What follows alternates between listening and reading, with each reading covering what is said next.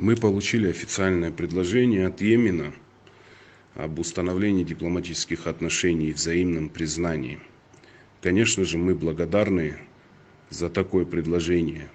И мы с большим интересом относимся к Йемену. И знаем не понаслышке.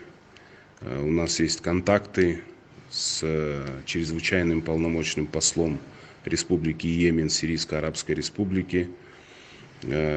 Есть определенные дружеские взаимоотношения. Однако, как известно, сегодня там сложная ситуация. Идет фактически гражданская война.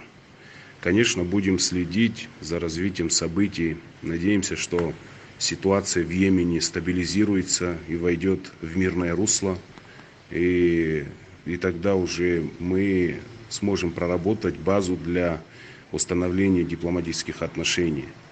Мы ведем активную работу не только по Йемену, еще по другим государствам, по вопросу признания государственного суверенитета Республики Абхазия.